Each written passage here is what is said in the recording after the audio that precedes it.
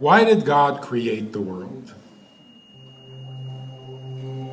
If you were God, would you bother? Why create a world with people who sometimes recognize Him, sometimes deny Him, sometimes they love Him, sometimes they hate Him, He gets blamed for everything? What does He need this for? When God created the world out of nothing, the first thing He needed to do was to invent or create existence, because nothing existed. And so He made things exist, and then He gave those things a life. But what exactly is existence, and what exactly is life? So here's the secret to almost everything. To exist in the physical world, you have to occupy your space. If you don't take up space, you do not exist. A stone takes up space, fire takes up space, water takes up space. A thought in your mind occupies space. What does taking up space mean in simple language? Get out. I was here first. It's my space. In order for us to exist, there are many conditions. I have to eat, I have to drink, I have to breathe, I need shelter just to exist. So existing is taking up space and using up resources. Life, on the other hand, the life of every existent being is the function that it has and the effect that it has on its surrounding. Its contribution, that's its life. And everything has a life, including a stone. What is the contribution of a stone? It gives stability.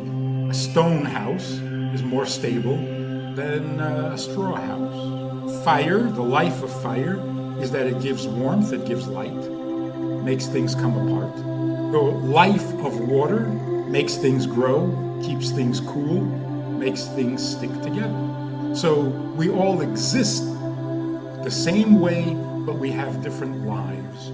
And that is the function, the effect you have on your environment. So here's the problem. Sometimes my existence and my life are not in harmony.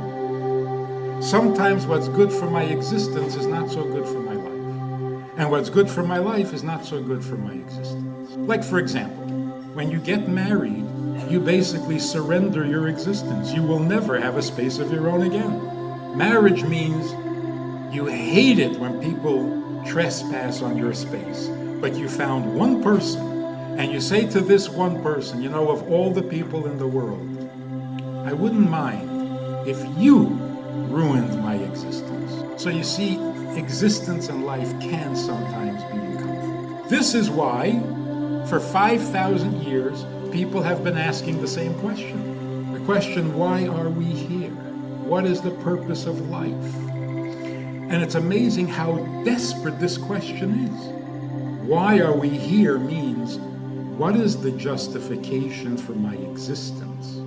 And what is the answer? Life.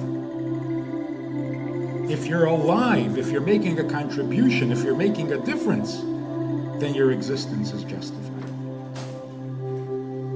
So, if you think every song is about you, your existence has gotten out of hand. You have to occupy every song. You have to occupy everyone's thoughts. The more you exist, the more justification you need. Who gets depressed? People in third world countries or affluent people? People in third world countries don't get depressed. They're too busy. When people are affluent, when your existence has been pretty much made, now you get depressed. When you have everything, the question of so what attacks you. And if you don't ask it, your children will ask it. Okay, so what? So now we have everything, now what? And you become depressed.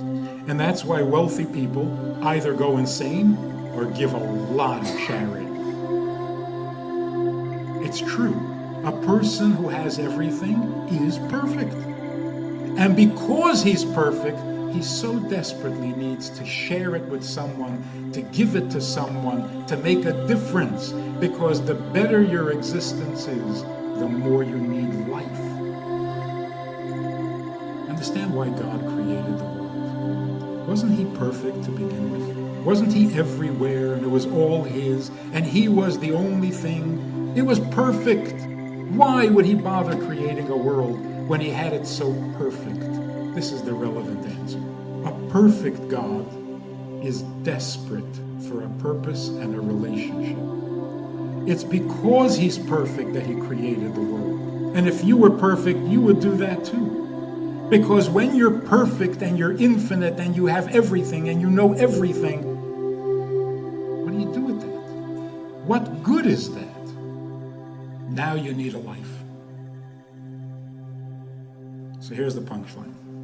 Existence means the things I need.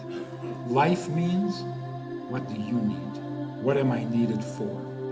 Life means I don't need this, but if you do, then I will do it for you. So a mitzvah, any mitzvah, I don't need. When somebody else needs and we don't need, that's the mitzvah. When God needs to hear from us and we don't feel any need to communicate, we're familiar with that.